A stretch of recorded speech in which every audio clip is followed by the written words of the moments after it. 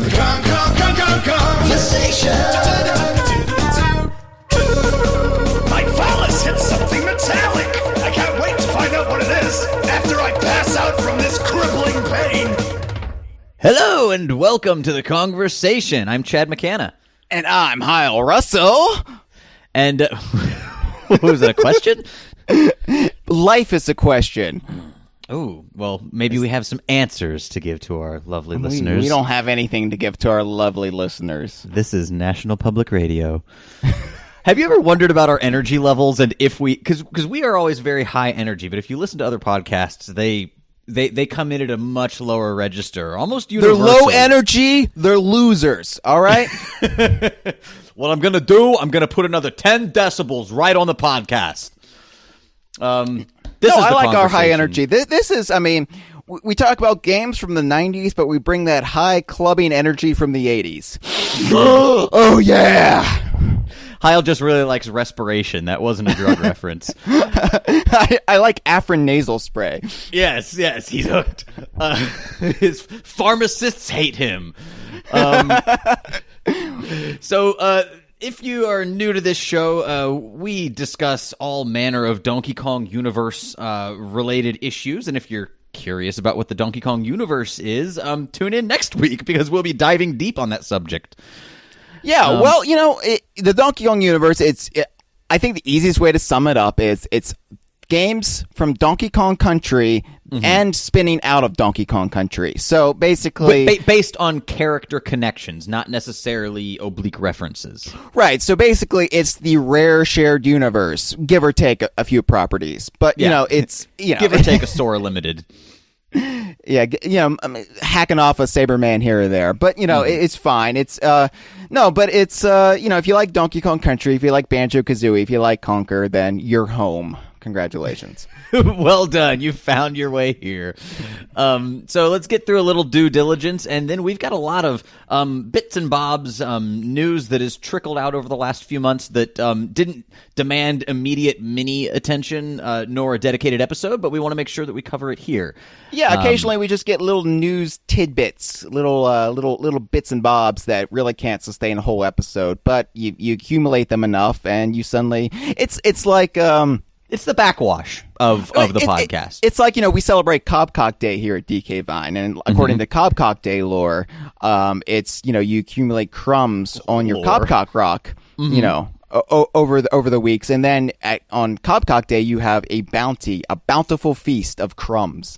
Exactly. Yes, it's a message about you know, waste not, want not. I think it comes from an earlier time when perhaps you know, feudal life demanded very much of the serfs, and they would get very little, so they looked to the Cobcock Rock as a one time a year, as long as they didn't eat chicken.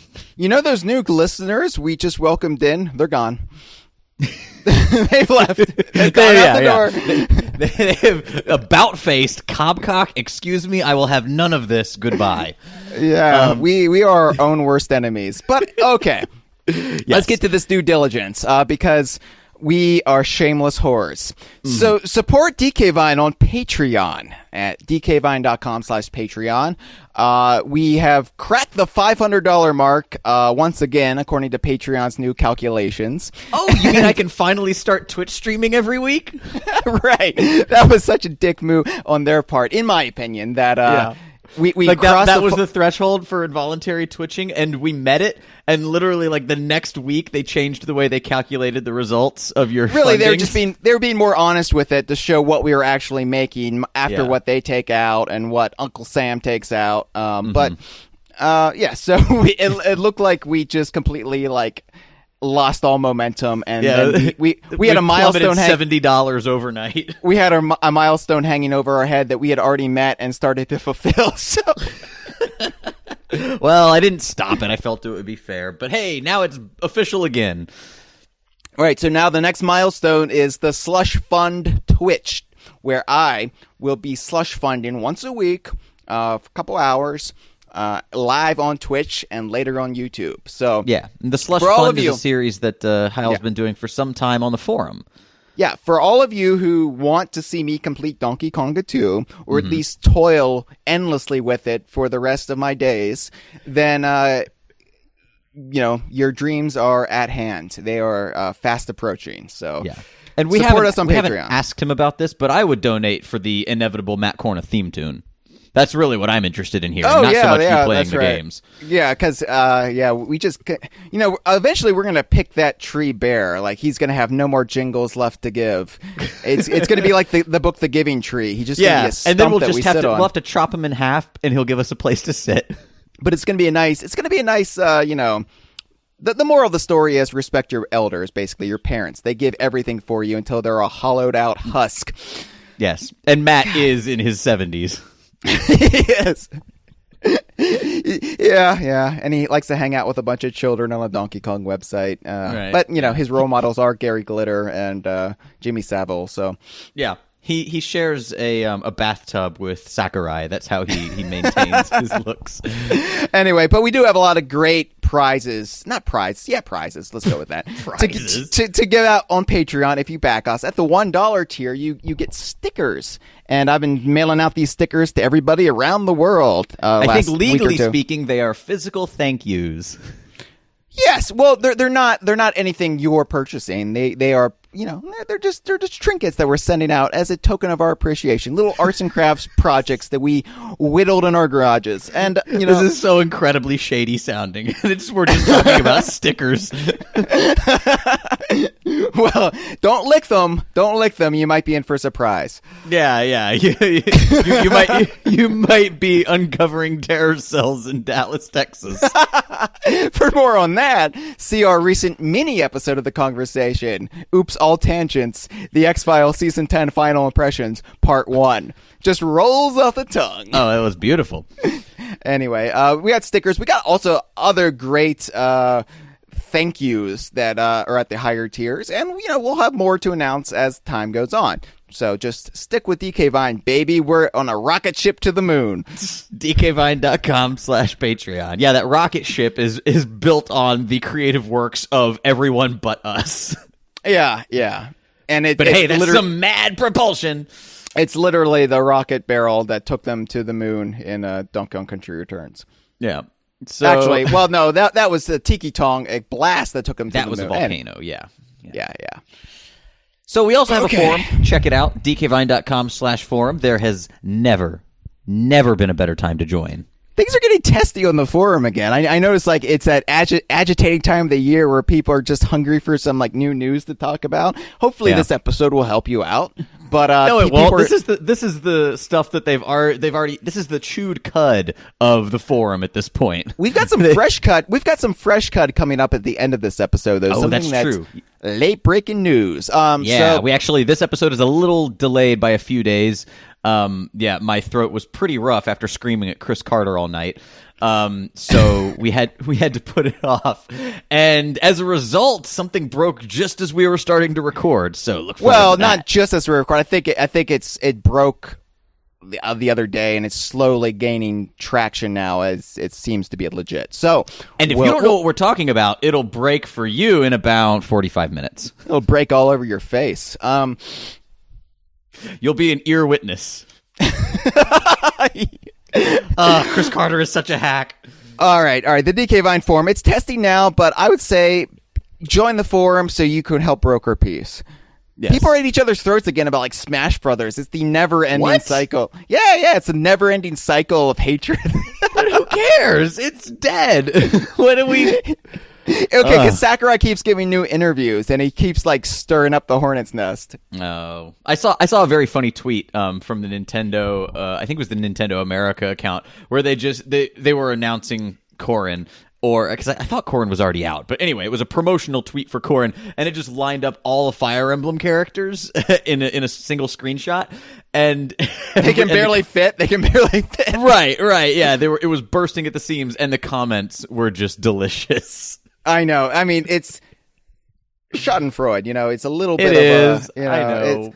You get on me for indulging in this. You try to keep your head above the water, but I'll cop to it. That's a fair point. I'm being a hypocrite in this moment, but it's just I feel like they're inviting it at that point. They are, and all right. Why are we discussing Smash Brothers? It doesn't matter. The forum did it. It's never been a better time to join. Never been a better time to join with these assholes. Also, subscribe to the Kongversation on iTunes if you want to get the show through iTunes. But we also offer the show through a myriad of other formats. SoundCloud, baby. It's on SoundCloud. Check it out on SoundCloud. It's a real pure experience on SoundCloud. But we also put it up on our YouTube channel. So follow DK Vine on YouTube. And while you're at it... hang on. It's also on Stitcher if you have an Android device. Oh, okay. Yeah. I mean, I know that, but it's like Stitcher. Okay, sure. Yeah, you really can't muster enthusiasm to talk about Stitcher, can you? It's like whenever I'm doing all the social media post for the Kongversation or the forum post for the Kongversation every week, it's like, oh yeah, Stitcher, got to put that link in there. Luckily, it never changes. So lately, I've been ignoring iTunes completely. I listen through an app called Overcast. Which don't confuse the people. We don't need to split our audience even more. iTunes, SoundCloud, YouTube. That's all you ever need to know. Yes. It's also, you can get the MP3 off DK Vine if you really want. Save it for later. All right. Be sure to follow DK Vine on Facebook, on the Twitters, on Tumblr. Yes, that's the main thing. Cameron's, yeah. I'm Facebook, you're Twitter, Chad. Cameron is Tumblr. Cameron just went to MagFest last weekend and joined up with some DK Viners there. Grant Kirkhope. Gave out Ape some was there. Cammy Luna. Cammy, yeah. He also gave out some of his rare archipelago maps. So, there's a new run of those at higher resolution, and a few things have been reconfigured. So a few folks there got to being on the receiving end of the most recent edition. Yeah, he gave Grant Kirkhope a large version of it that's rolled up, and I hope Grant Kirkhope actually got stopped at customs for that. Oh, he's flying back to Los Angeles. That's right. Los Angeles is like a whole other country. Well, actually, they do stop you at the California border to make sure you're not smuggling in fruit. So, oh yeah, that happened to me when I moved out there, going from Arizona to California. I had a banana with me, and they made me give up my banana. They did not, really? Yes. What? That's just interstate produce. That's legal. Wow. Maybe gave up my banana. Okay. Maybe it's like they don't have snakes on Hawaii because they could potentially they're apparently are no native snakes to Hawaii. Maybe it's that kind of thing. That banana could have wiped out a native species. I think they just thought it was the freshest contraband. It's really the only contraband that you need to consider when crossing state lines. All you care about going into Los Angeles is being the best and becoming king. Right. Well, yeah, that's fairly accurate. How'd that work out for us? Well, we're hosting season 4, episode 7 of the Kongversation right now. So. Yeah. Oh, yeah. Those results speak for themselves.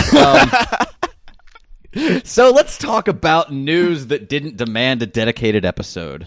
This is going to be thrilling. Actually, we have a lot of thrilling news to discuss, so let's get to it. Well, the big one... You've convinced me. The big one, as of before the what we're ending this episode on, the biggest news story was probably, God help us, Mini Mario and Friends Amiibo Challenge. This is the seventh, count 'em, seventh game in the Mario vs. Donkey Kong franchise. Is that really what the franchise is these days? Is it, or is it just the Minis franchise at this point? I feel like it's gone the way of Yoshi, where after Yoshi's Island, it kind of branched off, despite being called Super Mario World 2. That's really what these Minis have done. Well, I mean, the branding has been Mario versus Donkey Kong, or Mario and Donkey Kong, some variation of that, up until this game. Right. Although this shares the DNA, the connective tissue between this and the previous game. So I don't know. I see what you mean. Of course, it is. Yeah, in that same line of games. It's just the evolution has happened so gradually. It's been tough to establish when that cutoff was. I think with this title change, it's Let's just call it its own thing at this point. No, I would call this yet another sequel. The art style is the same art style that they've been using since the second game in the franchise. Remember the first game, actually, they tried to replicate the ACM graphics of Rare just a little bit. Yeah, and those intro sequences where he kidnapped Pauline. Pauline wasn't in the first one. Pauline wasn't in the first one. Sorry? Pauline wasn't in the first game. Oh, no? No, he just captured a bunch of toads and the toys, the mini Mario toys that he was obsessed with. Because as we explain, as we fanwank away, he was brainwashed by the subliminal advertising in Mario's commercial. Mario made a bad deal with an advertising executive. Mushroom King Don Draper kind of screwed him over and put some subliminal messages in, which brainwashed poor Donkey Kong. Okay, I got you. See, to me, it's just they were just kind of a blur. I thought that he was brainwashed by the TV to kidnap Pauline. I guess that was like part of the second. Pauline didn't reappear until the second game in the series. I'm with you. Well, I'm glad I've got you here to keep me honest. Yeah, and I'm glad I'm here too, because I'm sure the resident Mario versus Donkey Kong fan on the DK Vine forum, I Am Gibbon, would just turn this show off in rage if we got this wrong. I Am Gibbon, we launched as a Patreon reward for $2 donors a Minecraft server, and there's been a lot of pixel art projects. I Am Gibbon did a pixel art of Donkey Kong from DK94 out in the big pixel art field that we have, and it looks very good. It's cool because that was Cranky Kong but wearing a tie and kind of looking a lot like what would become our Donkey Kong later that year. Right. So. I when I was mailing out stickers, a wave of stickers, and I mailed out his, I made sure to draw a mini Mario on the envelope just to make him feel at home. Yeah. I'm sure that cranked his little windy key. He's also the proprietor of DK Girder, the spiritual sister from another mother site from where he covers the arcade Donkey Kong series and all of its various permeations and spin-offs and continuation. So yeah, check that out. Anyway, given this section of this episode is for you, baby. This is your life. Literally, that's it. That's it. We're done. So Yooka-Laylee? No. So what's interesting about this Mario versus Donkey Kong game, Mini Mario and Friends Amiibo Challenge, another graceful title, about as graceful as our podcast titles. It was released in Japan about a month ago. However, no release date has been announced yet for the rest of the world. So, for all we know, this could be one of those Japan-only games that never actually makes it over here. But it would kind of be a shame, in a way, not to ever get this, because it is actually the first Mario vs. Donkey Kong game, let's just call it that, to have Donkey Kong Country references and elements in it. My biggest criticism of the series is it's called Mario vs. Donkey Kong, but 99.9% of everything in the game is Mario centric. The only thing that's about Donkey Kong is the fact that Donkey Kong himself appears in it, and it started off as an arcade throwback.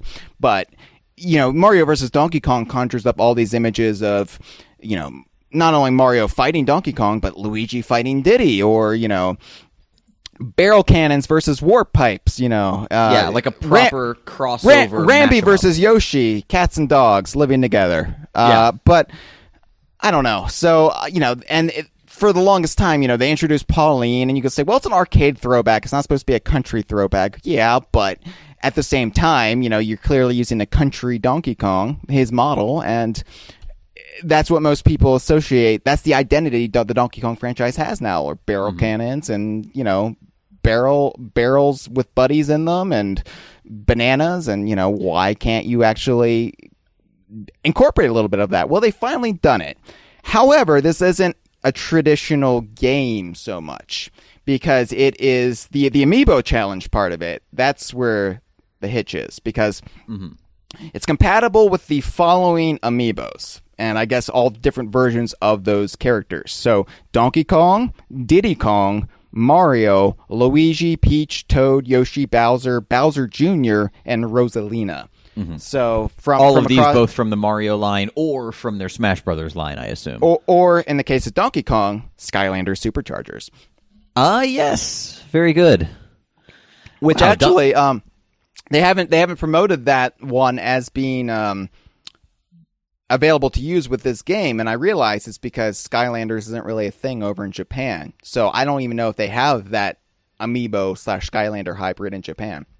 Oh, but that's interesting. But it should work because they're all flagged the software as the character. Yeah, the software I think is the same on the amiibo version, because you flip the switch on the bottom and you change between Skylanders and amiibo. So I think the software is the same. So anyway, yeah, it's just like I'm sure it's just like some config file that has a value that indicates what character it is, and then on top of that, it's like you get a character and then a series, and so regardless of whether it's Donkey Kong Skylanders or Donkey Kong Smash, it's still Donkey Kong. Yeah, and we finally have a use for the Diddy amiibo besides Smash Brothers and I think one other game. It's one of the most underutilized amiibos, which is a shame.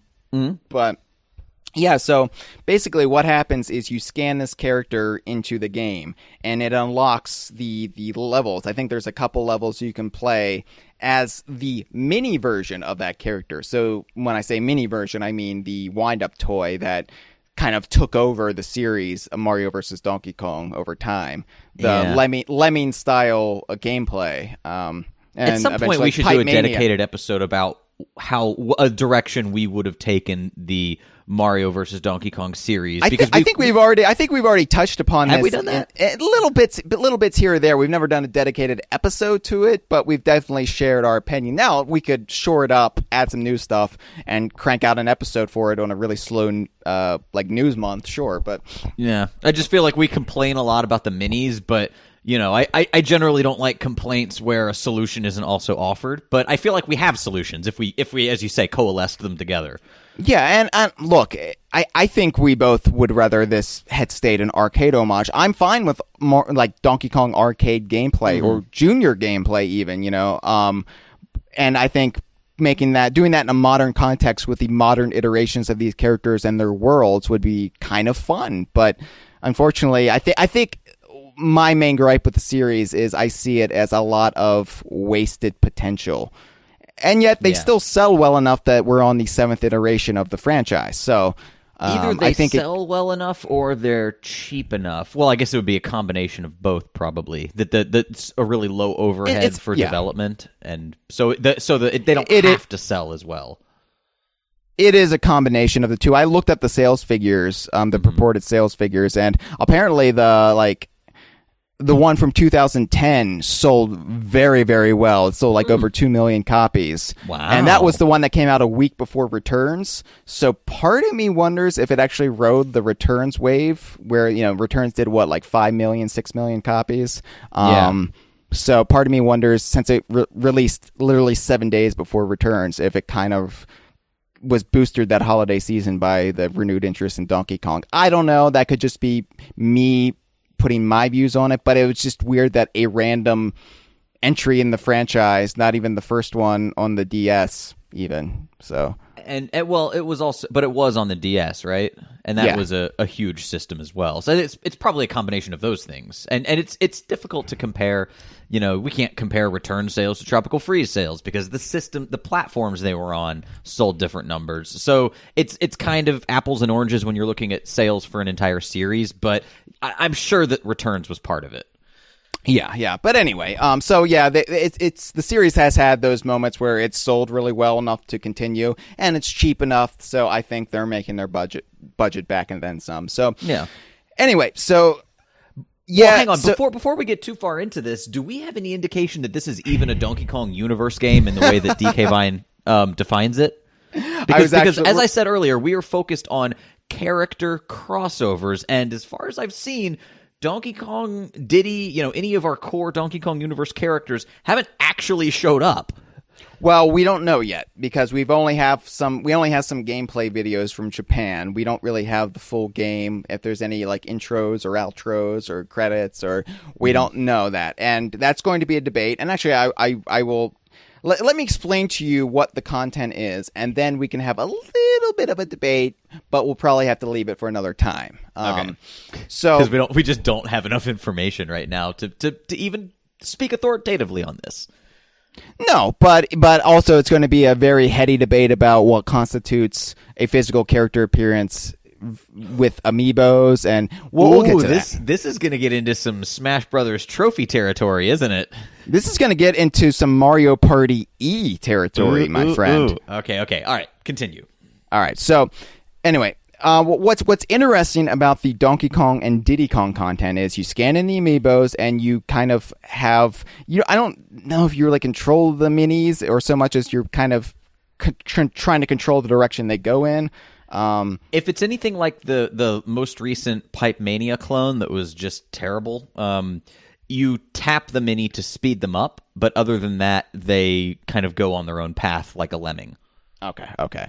Well, what's interesting is Donkey Kong, he's in a Donkey Kong Country Returns style level, or couple levels, that has his hut, I guess that's what I call it, the hut, the jungle hut or whatever, in the background. Same one from Returns that's cropped up numerous times since then, quickly becoming the Peach's Castle of the Donkey Kong franchise. But the fact that it's in this game alone is staggering, considering this is the 7th game in the series without any Donkey Kong Country references thus far. And then there's also barrel cannons. Barrel cannons play a big part in these stages, and you blast the character out from blast barrels. So yeah, and I've seen some of the other characters. Like there was a Rosalina one, and she sort of used a Luma to kind of execute a similar move to sling her mini across the stage. So I'm guessing that it's just kind of a reskin of a similar mechanic for each character, but it is cool that they used barrel cannons to accomplish this. Yeah, each character has their own little stage environment that's tailored for them, and as well as mechanics in the levels that are also from either their series or some aspect of them, considering a lot of these are just from the Mario series, just environments that are associated with the character. Right. Diddy, on the other hand, he's kind of in a more generic jungle, but he's got minecarts. And very nice. So, it would be nice to see, something. It's the Smash Brothers problem. Oh, we always just get jungles, but whatever. It's nice to see in lieu of nothing else, or it's just at least we're getting some recognition. It was kind of like the same thing with Mario Kart 8. It sucks that they even gave the minecart stage in that one to Wario, so that's a little worse. But at Mario Kart Wii had the Wario minecart stage. Then what was it? Shy Guys on Mario Kart 8. Shy Guys had the minecart stage. Yes. I was like, it was something that wasn't Donkey Kong. But anyway, it's nice to have at least gotten, it was from Mario Kart 7, but at least it's the most faithful Donkey Kong stage we've ever had. Right? Yeah. It's not just Snow Mountain. It's not just Snowcross stage. Which what the fuck? But speaking of the music, so Donkey Kong gets Jungle Hijinks and Diddy gets the bonus barrel stage, right? From the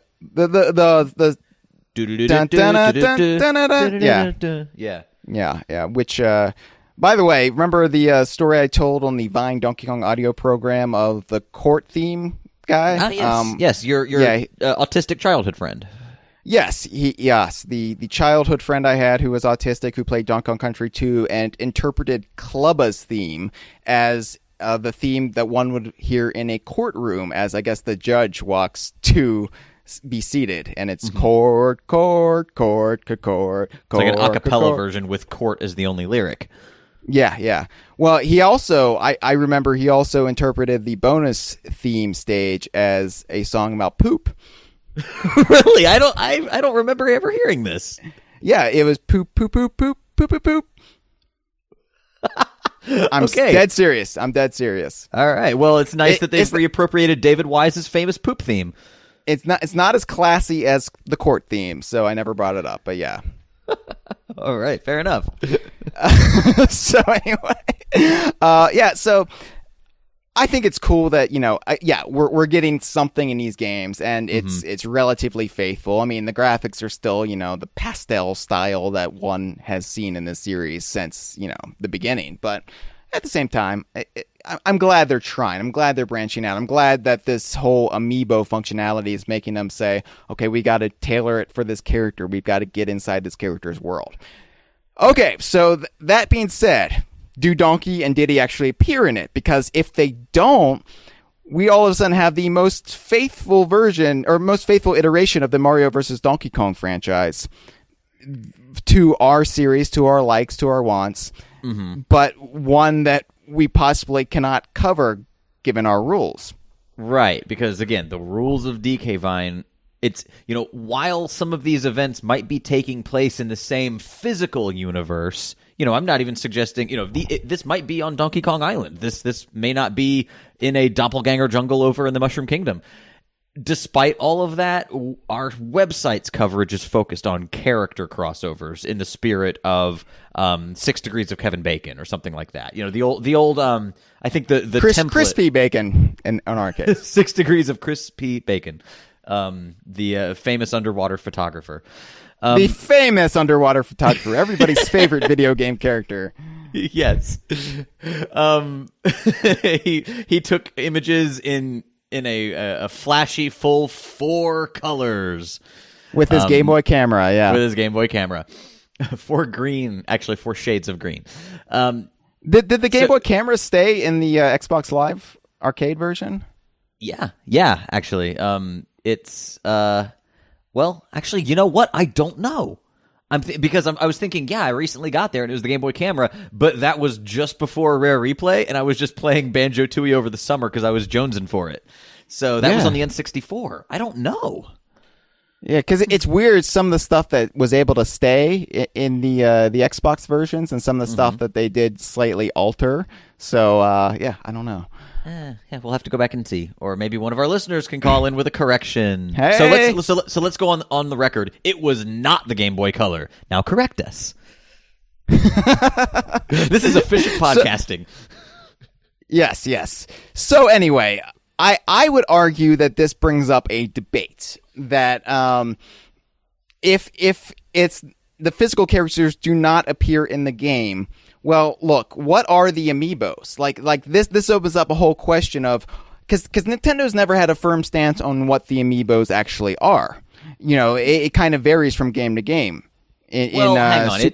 It never really varies within the games themselves. I mean, when you say what are the amiibos, they are essentially software that you purchase from a video game retailer outside the context of the game universe. That's what they are, and then they unlock things in a game. They're essentially DLC. So are you suggesting that due to their form factor, we should consider them differently? Well, here's the thing, because what I mean is, in universe, if there's any amiibo interactions in universe, for example, in Super Smash Brothers for Wii U, you put the amiibo in the game, and it basically creates a clone of that character, a character who's already in the game, I should add. Mm-hmm. So you can't really say that is the actual character. It's more of a doppelganger. Sure. But, for example, if you were to scan Donkey Kong into Mini Mario and Friends Amiibo Challenge, could you not make the argument that is physically Donkey Kong setting off his mini version of himself in the Congo jungle? I would say that we can't consider the physical act of placing a Donkey Kong figurine down unless in the game itself it has some sort of language along the lines of bring Donkey Kong into the game. That's it. I think that's what would be required, because again, all I think you're doing is tantamount to putting a cartridge in the back of your system by setting down that amiibo on the NFC reader. It's the same as putting a game in the system.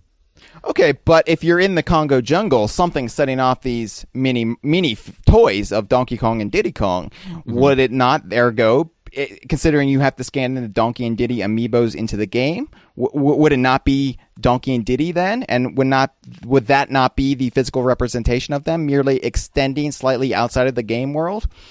Perhaps, but I don't think we don't have enough information to say that without knowing how the game interprets the act or compels you. Like, what's the call to action here? Is the call to action bring a Donkey Kong mini into the game, or is it pull Donkey Kong in the game, or hey Donkey Kong, bring a mini in? And if it's a second person game, then in that sense, yeah, in this one, Donkey Kong is you know, so you know you're in the game, or Donkey Kong's in the game. It's very confusing.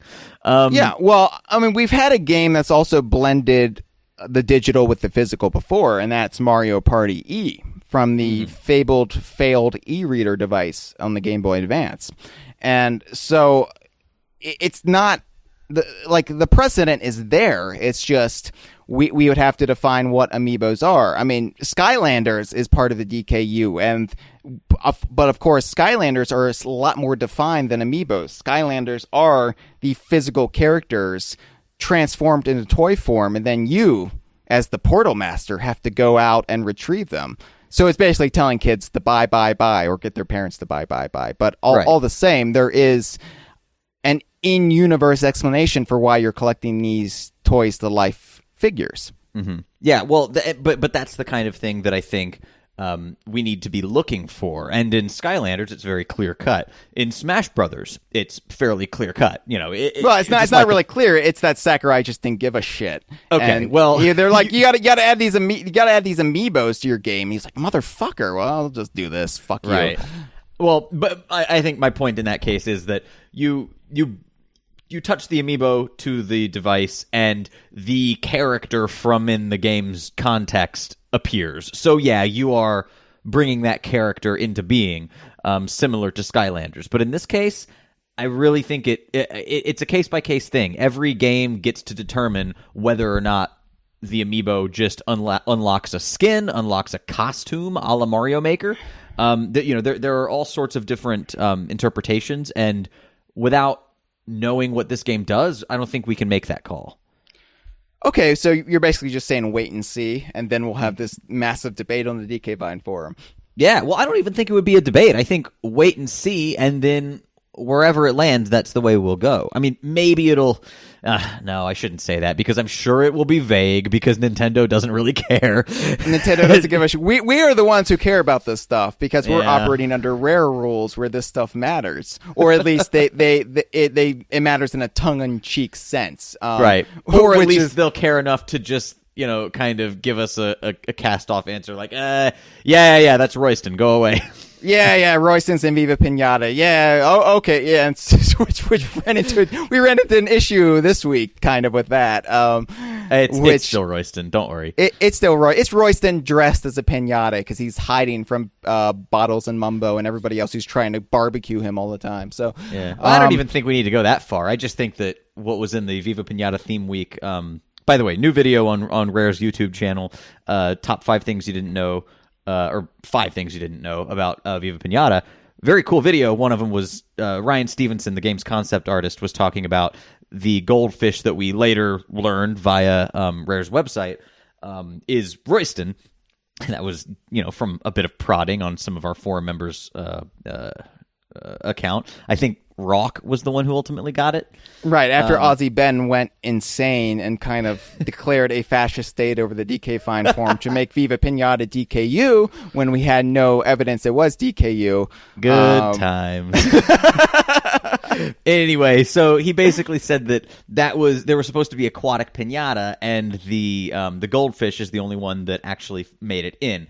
But that's just, you know, giving some context to the development process. It has no bearing on what actually, you know, the actual depiction in the game was. That's just a little bit of metatextual information. Royston and Viva Pinata was clearly a retcon on Rare's part, but the first announcement they ever made about that goldfish was that it was Royston, so... Yeah.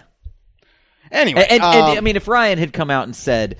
nope, that's a pinata. That's definitely not a goldfish character from any other property. We would have a problem. But all he was describing was how they arrived. We would have conflicting war of God or word of gods. It would be a war of gods because we would be going at war with each other over which is the correct Bible, as it were. And also, that would be an uncharacteristically aggressive stance on Ryan Stevenson's part. It's definitely not Royston. So, but that's not what happened, so it's okay. No. My whole point, before we move on, my whole point about Mini Mario and Friends Amiibo Challenge is to keep an open mind, because this is not 1999 anymore. We're in a whole new world where these debates over what is actually a physical character appearance. Yeah, we don't get to party like anything anymore. No, we never thought this would come to this. Like, we would never have these toys to life figures, and it's just a bizarre world we find ourselves in, where we have DLC and plastic things you scan into the games, and it's just this is a far cry from 1999 when things were basic and simple and everything was on a cartridge. Yeah, but I think that I think that it's, while it does complicate things because we have the same device that can be interpreted in different ways, it's not too, we can use existing rules. It's all just software and hardware. You know, we have the wherewithal to figure it out. I don't think the it's Donkey quite Kong so universe confusing. is a living document, Chad. It's a living document. We can't hold ourselves from 1999 to be the founding fathers who mentioned a well-regulated militia, never knowing that there are going to be fully automatic weapons mowing down elementary school students. I'm just suggesting and this is tantamount to that. That is what I'm saying. I am on record as Mini Mario and Friends Amiibo Challenge is tantamount to a school shooting. I am just suggesting that perhaps the original founding documents of DK Vine can act as a guide to interpret a modern situation. Okay. I'm whatever going to be you the say, constitutional Glenn Beck. fundamentalist here. Whatever you say, Glenn Beck. All right. Yeah. So I'm sure Chemtrails are turning all of our DNA alien. If you have this graffiti on the wall, you're in danger. Yeah, what's about the graffiti? We didn't talk about that last week. What was the graffiti? What was that? Fucking X-Files. It was like comically grasping at straws. Oh, Chris Carter, you're a hack. Jesus. I would play all of the Mario versus Donkey Kong games in a marathon sitting versus rewatching the X-Files season 10 again. I considered it last night because I only saw that final episode the one time right before recording. Last night I considered loading it up on Hulu, and I thought better of it immediately. I went and finished my Mr. Pants statue in the Minecraft world. All right. Well, let's talk about Yooka-Laylee. Mm-hmm. Oh, I'm sure we'll get back. I'm sure we'll get back to Mini Mario and Friends Amiibo Challenge in a future episode because there's a lot more content to mine there. But speaking of mining, yes, there was a new character, full on character, introduced into Yooka-Laylee that per their one of their early doctrines may wind up in a spin-off game of its own. I hope we get a racing game with this character. Yeah, so this is Kartos, that is part of the fulfillment of one of the Yooka-Laylee Kickstarter campaign stretch goals. Oh, is it? Yeah. One of their goals was to introduce minecart levels or mini games into each stage of the overall game. And you probably forgot about it because it was blown away in like a day and a half. It was just one of those, I couldn't keep up with all. Gone. Yeah, I couldn't keep up with all of their new goals because they were just like getting knocked down like dominoes. So yeah. But yeah, Kartos, and I imagine that's a really clever pun on the God of War character. Kratos? Do you think? Yes, really? I think so. The spelling, even. Well, but yeah. I mean, I don't know. Really. I don't know. I'm getting. I kind of have a mixed reaction to some of the names of the characters, like Retrendo 64us. I know I didn't get that right. That one I'm not too fond of, but I do like Trouser the Snake. So, well, you like it because it's a penis joke. Yeah. I also like it because it's an original character and it has a funny angle. This one, I have the same issue with it that I do with Retrex 64us. In that, what?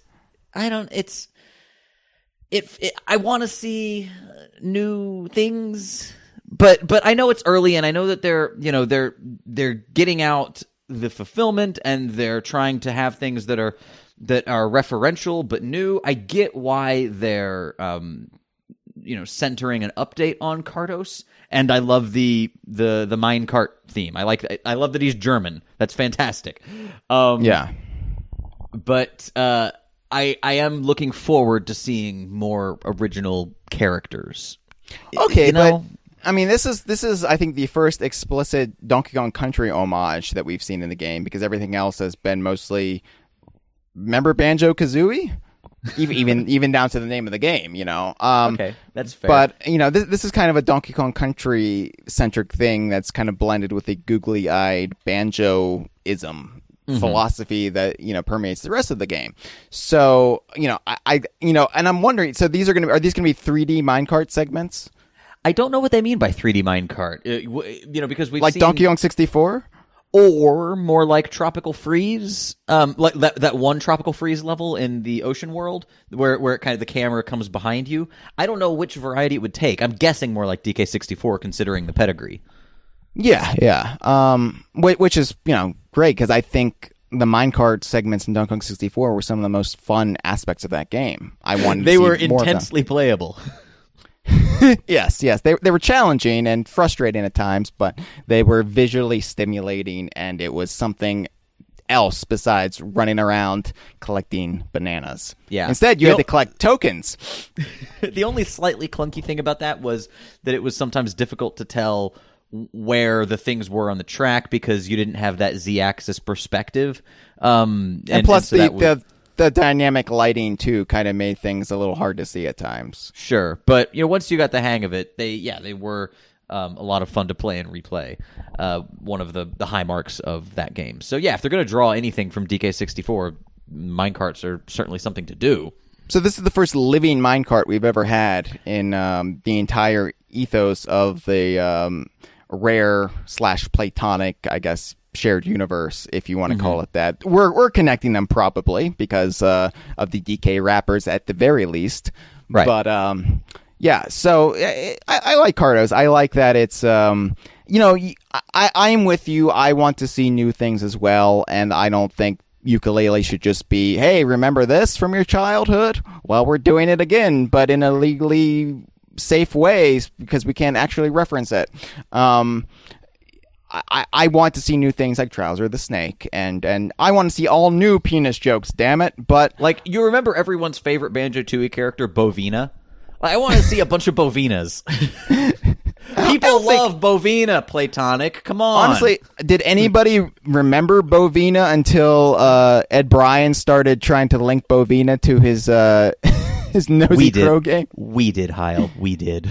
Oh, okay. Well, yes, but I'm saying beyond the DK Vine sphere, because we showed how lucrative that can be. Not very. I'm all I'm saying is that hordes of Bovina maniacs would love to see that kind of original character, a la Trouser the Snake, just completely populate this game. And I'm sure we will get that.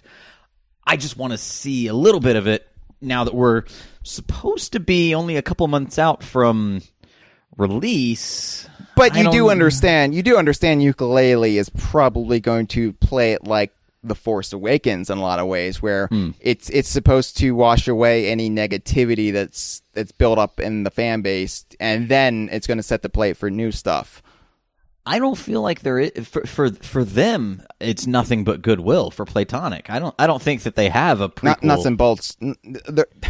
But that's been whitewashed from the internet's consciousness. The fact that people at Platonic were largely also on the nuts and bolts team, right? But what I'm saying is like the angle that a lot of people are taking with Platonic. Not that Platonic is necessarily promoting themselves, but I'm certainly probably wouldn't be discouraging it because it's nothing but positive press for them. It's that Platonic is a return to form for the games that they, the people actually want to see, and Nuts and Bolts was just a horrendous war crime put on Rare by Microsoft, and they ruined Rare, but here's Platonic, the good people from Rare, making a game. It's a bullshit narrative, but I'm saying that Yooka-Laylee is specifically targeting the Jontrons and the Jontron followers of the world. Not to specifically call out him, but he's the one with the infamous Nuts and Bolts video that I think is a big source of the ill will towards that game, and basically Rare being able to do anything new that they want to do, Yeah, I mean, if it didn't start that narrative, and I seriously doubt it did. It didn't start it. It made it popular outside of the corners that we lurk in. Yeah, it poured gasoline onto it. Yes. Yeah. So John Tron is a fantastic broadcaster. He's doing a comedic thing, but a lot of times his followers take that as gospel, which can have a toxifying effect on game fandom and the narrative. But that's not Platonic's fault, certainly. No, I'm not saying it is. I'm not trying to throw them under the minecart, as it were. But I'm just saying that ultimately, they're going to try to tap into that nostalgic vein to kind of build up their brand, and then you're going to see newer stuff for them. This is basically just a palate cleanser, Yooka-Laylee, and I'm sure it's going to be a great game, fun game, but I think you just need to kind of roll with things like Kartos and Rexosaurus 64us or what. I'm content in the knowledge that or the prediction, but I'm pretty sure it'll play out, that this is just the tip of a wholly original iceberg. They teased some things like the way that the levels will kind of reconfigure themselves depending on what you do. Oh yeah, there are some really interesting things that we haven't gotten to really see yet, and I'm hoping that maybe in a future backer update or even at E3 the doors will be blown off. It's just right now, while it seems like they're kind of exclusively feeding into that nostalgia drip, I'm yearning more and more for original characters and ideas. I understand that. I mean, the first year, I think, because again, it was a Kickstarter as well. So the first year is going to be all about, we're giving you what you want. And then you're going to see newer stuff, the more they're actually able to show of the game. So assuming it comes out this year, I'm sure starting at E3, it's going to be an avalanche of news for Yooka-Laylee. So. Yeah, and so and that's something to look forward to. But regardless of all that context, final thoughts on Kartos. What do you think? Do you like this character? I love him. I love that they're playing up the fact that minecarts are in our games, and here's a living one. Here's a minecart that's a character for the first time. Right. Yes. Jump into the gaping wound on my back. Yeah, he's a terrifying looking character as well. So it's just that it's Kev Bayless. So it's weird. It's weird, and I like the just tongue in cheek piss take nature of it. Yeah, it's a minecart character. Fuck you. I like it. Yeah, right. So if I can divorce it from this whole, the fatigue that I'm feeling over the nostalgic drops, which I honestly think that fatigue is coming from the fan base. We're tired of people at least I'm not going to speak for you, Chad. I'm tired of people trying to pit Yooka-Laylee against Sea of Thieves or anything Rare's trying to do. My argument is Platonic and Rare can exist side by side, giving us great games from both teams. It doesn't have to be an either or situation. I don't know why we're always trying to pit like companies and developers against each other, like this tribalism, this ultimate fanboy mentality. It's got to stop. It's got to stop, because and that it may be that context that's causing me to feel this. Because I'm looking forward to Yooka-Laylee, and I don't want the fans who subscribe to this to poison that for me. So I'm trying to kind of just ignore any of those comments I see. I'm not going to try to engage them anymore. I'm going to just try to just roll with it. Be a beacon of positivity for both Platonic and Rare. And,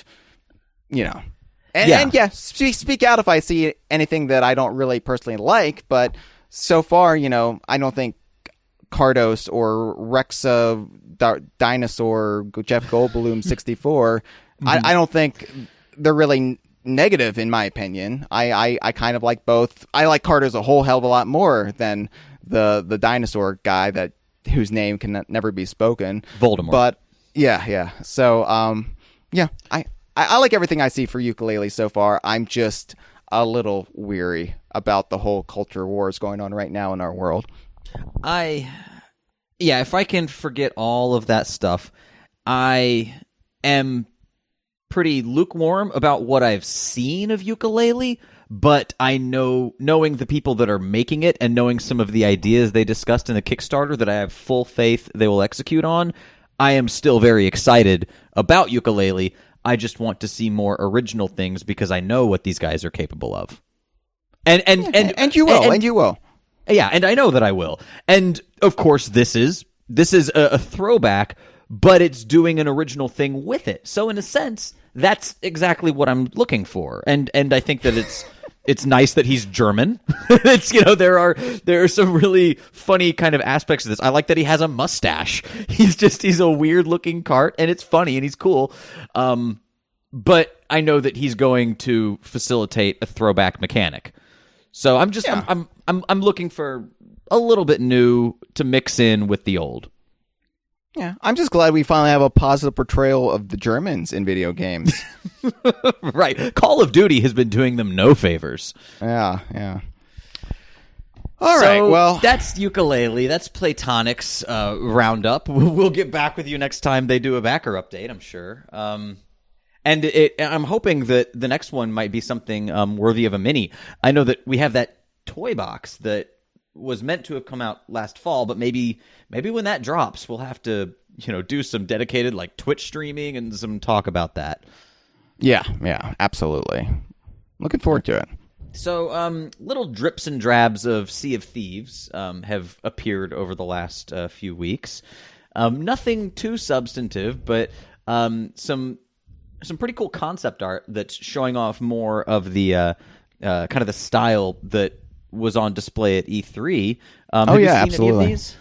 Yeah, I've seen. I mean, the ones that have stuck out in my mind are there's concept art of a cat and a rat, and yeah, and there's also there's an animated GIF that Ask Captain Bones posted of it's like the animation sequence of a skeleton. I was going to say a pirate skeleton, but it's just a skeleton kind of bursting out of the ground. Could be a pirate. Could be a dead pirate. Yeah, a pirate that was buried naked without eye patch, if he indeed had. There could be nudist pirates. I imagine. I don't know how much freedom Sea of Thieves will grant the player, but I imagine nudity would be an option. That's like every DK Vine player is going to be mandated to be a nudist if you want to be in our crew. Take it off. So long as you have a healthy, base, for tanning, so you don't get burnt under the hot sun. That's true. We do not want to spend our playtime examining moles. That's what Banjo-Tooie is for. Wouldn't it be funny if Sea of Thieves was so detail oriented that you had to check for melanoma and eventually people just you could get skin cancer? We'll have to do a biopsy. There's a scurvy meter where you have to get lines or We're starting to go delirious. Fantastic scurvy meter. It has such a complex crafting and health system, and it goes way deep, JRPG style. Oh man! But anyway, that would be both hilarious and the death knell for that game. Oh yeah, absolutely. So don't do that, Rare. Don't do that. At least make it optional, something we could toggle on or off. Right. Yeah. Do you play SM or not? That's scurvy meter. People will start throwing that around when you start a new server. So anyway, this cat is of particular interest to me because this is, I didn't know if this cat was actually because you're going to be going to port towns, I'm sure, and there's going to be animal life, maybe alley cats or whatnot. Mm-hmm. I'm sure, you're going to have ship rats, which is where the rat came from. But the cat, actually, he looks quite haggard. He's got scars, patches of empty fur, Yeah. And so I wonder, are you going to be able to have pets in the game? Well, I think it was alluded to, if not outright confirmed, that you can have a parrot for your pirate. So I'm thinking that, you might also, it might be kind of like Harry Potter style. Everyone gets to have a pet, and it can either be an owl or a cat or a rat. An owl? Did you say? Well, an owl was the Harry Potter parrot analog. Right. But it would be, yeah. Yeah, but it was strange that those were the three options. But yeah, it seems like we're fairly close to that on Sea of Thieves. Either that, or maybe it's just wildlife that roams around the bars and the little port towns that you explore. Right, and the only thing that made me question the wildlife aspect or the like stray animals was that the fact that this looks like a pirate's cat. It looks like it's been through some shit. Mm-hmm. Well, an alley cat in the in 16th century Caribbean would also have been through some shit. So we assume this takes place in the 16th century or 17th century, I guess. Yeah, wouldn't that be the 1600s? Yeah. Yeah, whatever. We assume this takes place in the golden age of piracy, but whenever that might have been. Who knows? This also could take place in modern day, and these are just a bunch of weirdos. And if Black Eye shows up, we might have to do some fancy footwork to explain some of this. He found the fountain of youth. Okay, that works. Taj did it. You're right. Taj did it. Gruntilda did it. Yeah. Whatever. There's also this Sea of Thieves T-shirt design that I think it might have just been. I think it's been given away a little bit over social media, and it's not something that I remember from E3, but it's basically this design that's, if you look at it from afar, it looks like a skull, but it's actually made up of some kind of craggy rocks in a little cove and a pirate ship, and then pirates at the bottom. Do you know the one I'm talking about? Yeah, I've seen it. Yeah, I was immediately jealous of anybody who actually got their hands on it. Yeah, and it's just it's this bright crimson sunset fading down into blue Caribbean waters. It's a gorgeous design, and it's one of those that works on multiple levels. Fantastic shirt. I love the whole art style of this game. This is just it's a little angular. It kind of reminds me a little bit of Ghoulies in that I was about to say no straight lines. Just kind of everything's at slightly curved, a little askew. Yeah, but it's the character design is a little more realistic, so it feels like it's getting just around the uncanny valley problem, but it will also probably scale into future generations very cleanly. I like how it is kind of a nice middle ground between what Rare fans look for, which is kind of that cartoony aesthetic, while also it could have a much more broader appeal with the Xbox market. Absolutely, yeah. It's fancy footwork, as to quote you, but it is actually quite well done when you really examine it. It's actually the best of both worlds. I'm really, really impressed with what I'm seeing. Yeah, I'm not sure who established that art style. I know Peter Hentz, who we were privileged enough to meet last year at E3, is on the art team. Then I expect copious semen stains in the game. Hyle's, for new listeners, Hyle's alluding to. We need to contextualize that comment. They can listen to all 160 plus episodes to get their context. We don't need to explain everything for these people. Hyle is alluding to the fact that we were deputized by the gracious Mr. Hentz to interpret Banjo-Kazooie Grunty's Revenge's Tip Top Suite in whatever way we might like, and we immediately decided that it was the place where Tip Top was conceived and was not really cleaned up after the deed. There's white crusty stains all over the place. I mean, it's a pattern. It's a regular repeating pattern that you've interpreted as crusty stains. I can feel the crunch as I walk on them as Banjo. Come on. That sound effect was not in the game. It's just what I hear in my head. All right. Well, on the issue of Banjo-Kazooie semen, let's agree to disagree. Crunchy semen stains are my Caprica 6.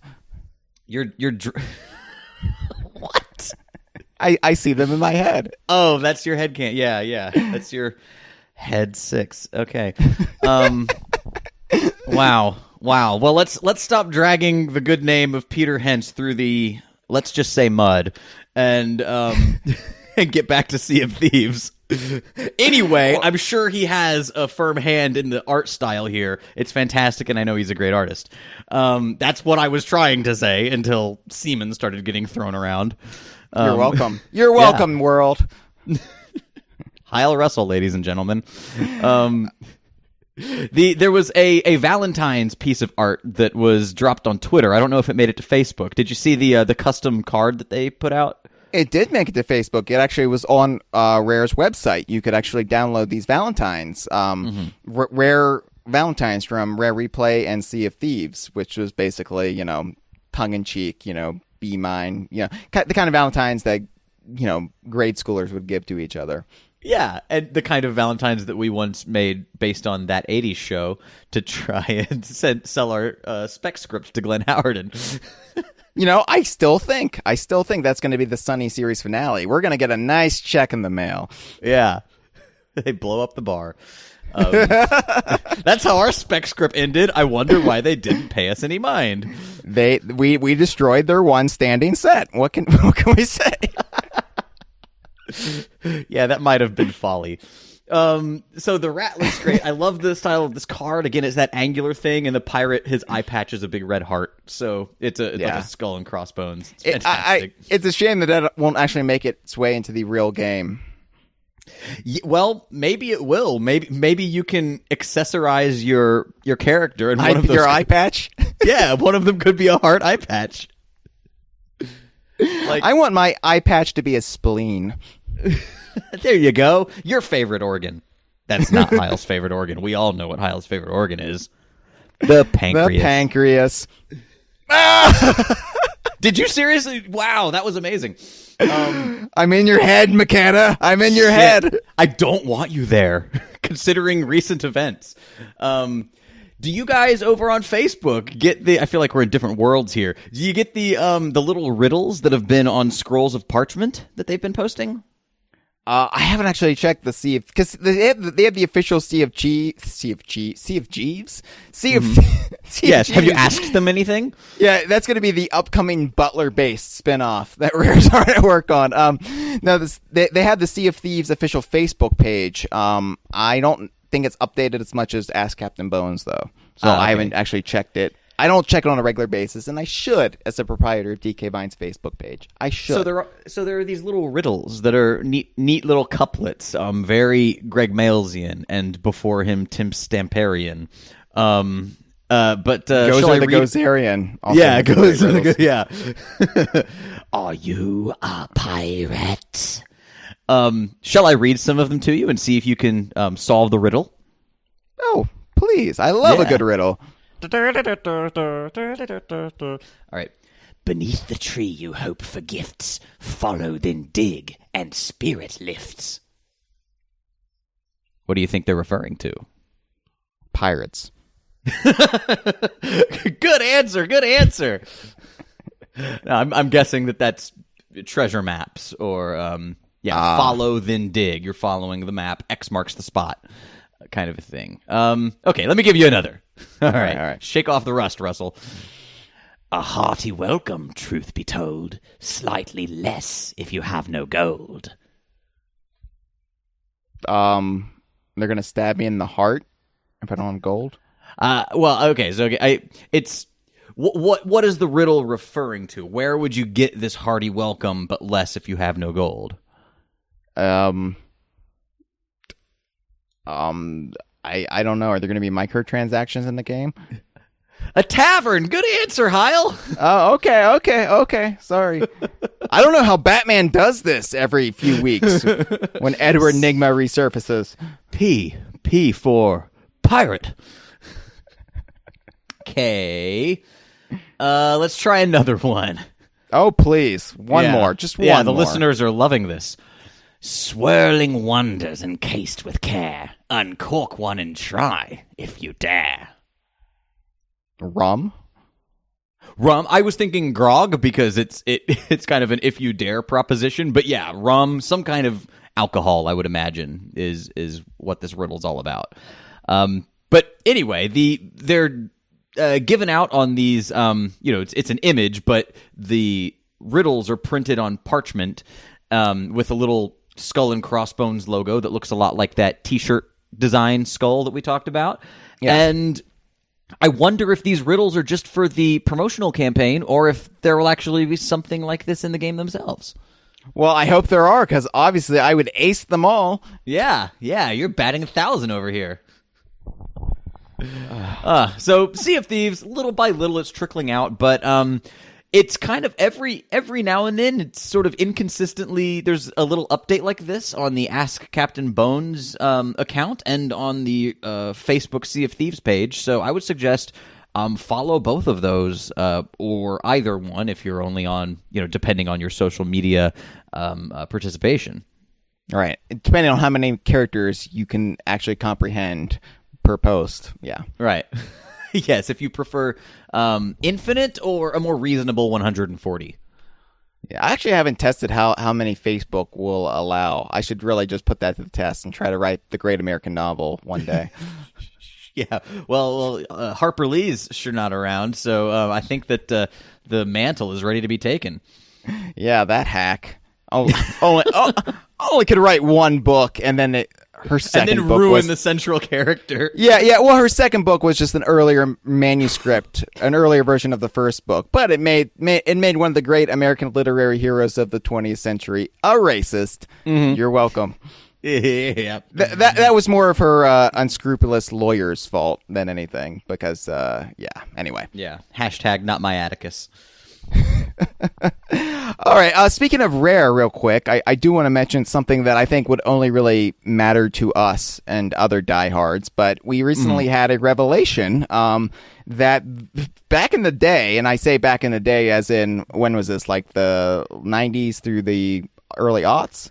I'm assuming this would have been through like the Nintendo heyday, maybe into a little bit of the Microsoft era. All right. Well, they had a Rare newsletter, an in-house Rare newsletter, kind of like a what's happening around the company kind of thing. Yeah. Yeah. And it was so Will Bryan, who's over at Nosy Crow, working on games like the recently DKU canonized Goldilocks and Little Bear. Everybody's favorite DKU Kongversation topic, by the way. Goldilocks and Little Bear. Episode. I get letters left and right. When are you going to do a new Goldilocks episode? We want more Goldilocks. More Goldilocks. More Goldilocks. And I'm like, people, we have to spread the love. We all want to get back to Goldilocks and Little Bear. We have a lot more to say about the game. Patience. Yeah, Mini Mario and Friends needs to get some airtime. Sorry. I mean, I know Nintendo's struggling, and I know, we've got to throw them a bone here and there. Give Nintendo a little bit of the limelight, and then we'll get back to Nosy Crow, even though every other podcast under the sun has already touched upon this game. I know. It's really just getting exhausting, and yes, we will do the Mommy Locks character witnesses episode.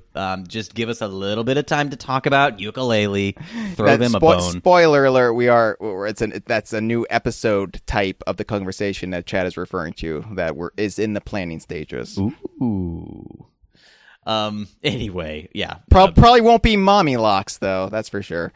Anyway, Will Bryan makes fantastic children's games, and we're just being assholes. We're being assholes to ourselves and to our listeners. Really, that's all this show is us digging ourselves deeper and deeper, show by show.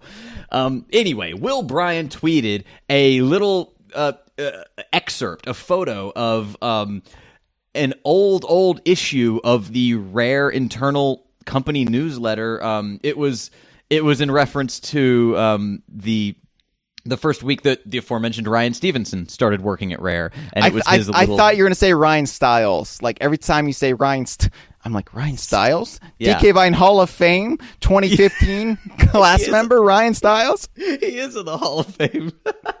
Conker's best friend and improv comedy buddy. I keep hoping they're going to reunite the duo. Maybe that's what Young Conker is about. His days traveling America with Ryan Stiles. Oh man, that would be amazing. Oh, I would love that. I want to see like a stylized version of Ryan Stiles, like in the Project Spark style. Yeah, that time Richard Simmons was on Whose Line Is It Anyway?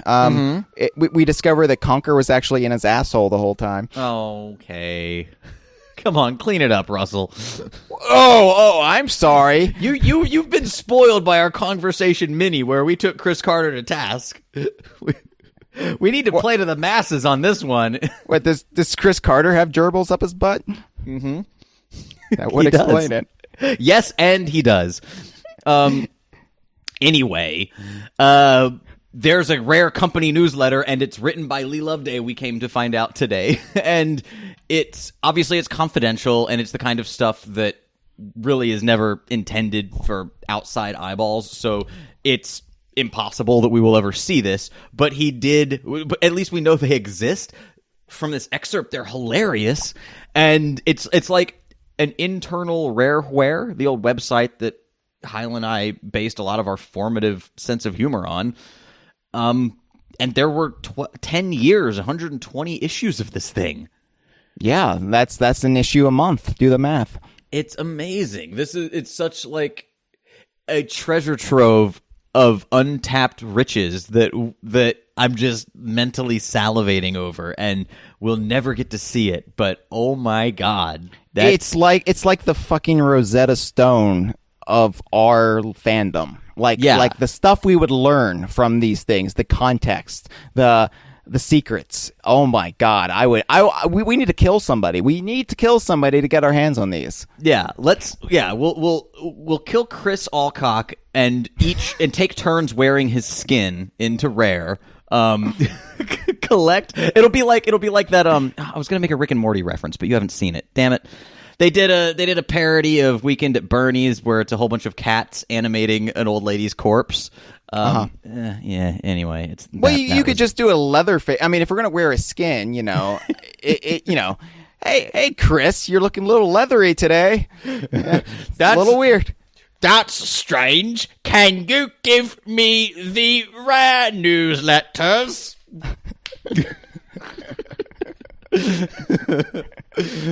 Yep. So that's going to be our angle. Yep. So be that's on the the lookout. thing we just talked about. Be on the lookout, Chris Alcock. We're coming for you. I don't know why it would like stunt our ability to speak just wearing his skin. Well, I'd imagine it'd be constrictive because you have a whole new layer. It'd be like wearing a winter coat. You would restrict movement a little bit. That's true, a little bit. Yeah, your vocal movement if you really put the whole face on. Yeah. Have you ever wore another man's skin, Chad? It's not easy. You would know. Hyle is a serial killer, of course. Of course. So anyway, this is just amazing. We wanted to reference it because we are unabashed fans of Lee Loveday and of Rareware. And any writing, it's like discovering like new works of Shakespeare to us. It's like, oh my god. Mm-hmm. He's the bard that loves shit B movies. And Brian Blessed. And the middle part of that Venn diagram. All right, well, moving on. That wasn't actually the big news we had to share. No, it wasn't? Well, it was for us, but there's for the masses. We have this major revelation. Yeah. So it looks like there was a leak, a Nintendo leak that may have actually confirmed that the NX is launching this year. Much like Kevin Callahan said earlier on his blog. Just saying, just putting that out there. Just wetting the whistle a bit. It's going to launch with, as I've been saying, Zelda. Huh. Okay, so I this is brand new. I'm just now looking at the article that is discussing this. So what really is the leak here? Where did it come from? Well, have you gone into it yet? Right before recording? Yes. There was a Nintendo leak posted on NeoGAF, and basically it was supposedly from an internal U.S. marketing budget and schedule overview. So, exciting reading, but you can actually learn a lot from it. So they recently announced the new Pokemon Sun and Moon game, and the leak said that a new Pokemon game would be announced for release this holiday season. So it all that adds up at least, But granted, Pokemon games come all the time. They could have gotten lucky. That's possible, but sure. The source says what's interesting is Nintendo made them remove both this and the video they had from the site. So that's a good indicator. When lawyers get involved, you're onto something. Yeah, and honestly, it might have been a bad thing in this case. It's sort of like the Young Conquer. That's kind of come and gone, and because Microsoft didn't comment whatsoever on it, they just sort of let it exist and let people theorize, and now nobody's talking about it. Whereas this, it's going to be news for a while. Yes, yeah. Well, Microsoft did remove the page from the Windows Store, so. But it happened quietly. Well, I guess because it was on their platform, they could do it quietly. Right. This, they actually had to get, Johnny Law in and make some threats. Yeah. So basically, what this is saying is what I've been predicting. And I'm not trying to toot my own horn here, but I said this would happen. I said the Wii U was dead, after Star Fox Zero, and even that's in question, I think, at this point, because it keeps getting pushed back. The Zelda, Once Upon a Time for the Wii U, is coming for the NX. We're still, according to this article, we're still going to get the Wii U Zelda. It's going to be exactly a Twilight Princess scenario. Mm-hmm. And it's going to be... Zelda NX is basically just going to be a port of the Wii U game. So basically not really even showing us what the NX is capable of. It's going to be Wii U software, essentially. Yeah. Well, it might. I mean, it depends. It's going to be upscaled a bit. It's going to be, right. I'm sure there's going to be added things. But essentially, Twilight Princess didn't really show us what the Wii was capable of. That's certainly true. I would say if this is the case, it's probably the best thing for both that Zelda game and the NX, because that's the killer title. It's just really unfortunate that, yet again, Nintendo, it's funny. The same issues that they used to really get on Rare for, like this sort of constantly delaying games in the interest of quality. Did they get on Rare for that? I thought that was part of the tension. Was that Rare had a lot of delays? I think we read a lot, and we read a lot of tension into things without us knowing anything. Yeah, of course. Because really, how the hell would we have ever known that? Yeah. Nintendo, Japanese companies in particular, do not let that kind of internal strife be known. That had to have been something that we made up.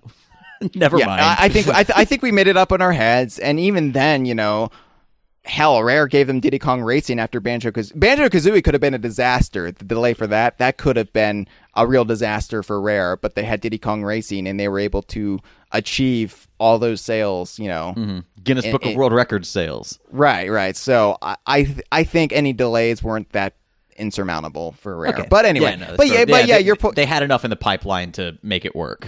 Right, but Rare, I mean, this Zelda game is, I don't want to say it's a disaster, because I'm sure it's going to be a great game and it's going to be worthy of all the delays it's had, but the fact that it's now essentially been what looks to be an aborted generation of Nintendo console, but nonetheless, it's been years now in the works, and it hasn't actually been able to come out in time for the console itself. At least on the GameCube, we had Wind Waker, Yeah, we had Wind Waker. Ironically enough, they are kind of whetting the appetite of everyone with Twilight Princess's now third system. Right. It's ironic how that stuff comes back around at the same time. It's historically appropriate again. Included in this leak were a bunch of games listed only by code names, so we didn't get the full story. So I'm going to read out some of these codename games, according to this article, which is according to this leak, and we're going to try to guess what some of these games might be. Okay. All right. So there's Caviar F, which is described as an all-ages, smaller budget game set for release in the fall. I have no clue what that could be. Caviar F. Okay. All ages. All right, I'm looking at Caviar. Caviar is also known as Roe v. Wade. Could this be a surgery simulator? Maybe this could be the Baby Mario origin story. Baby Mario. Okay, I can see that. So maybe the objective in this one is to prevent the stork-based abortion of Mario. So you've got to help the stork survive the entire game. It's like Blast Corps. The stork is moving forward, and you've got to get all the obstacles out of his way. Sure. Caviar F. All ages. Don't let Baby Mario be aborted. It's good. There's going to be levels where Baby Mario is traveling through the vacuum cleaner. Oh, Jesus. No. I regret the premise immediately. You're the one who introduced the premise, Chad. You are. All right. I'm baiting you. I know that I am. Read the next one. This is Tort City, a big Tort budget Reform. a big budget game for all gamers releasing in the summer. Tort Reform, yeah? I can't imagine Nintendo would be releasing anything this summer. If the Wii U is... I mean, would they have one more game for the Wii U? Well, I mean, is this an alleged NX game, or is this a Wii U game, or do we not know? I don't think we know yet. Yeah. Okay. So I don't know. It seems strange that there would be a big budget game for all gamers that we don't know of yet. Yeah, I don't know. It's odd. I mean, it would be amazing if they came out at E3 and said, "Hey, guess what? There's a game that'll be launching next month," sort of like a Rare Replay style. Right. Or even Diddy Kong Racing. Or even Diddy Kong Racing. I don't know. I doubt it, but we'll see. All right. Well, there's Cadillac, an all ages smaller budget title for late summer. Smaller budget. I don't really care. I don't know what it is. I think it will be a mobile game based on the Disney Cars franchise.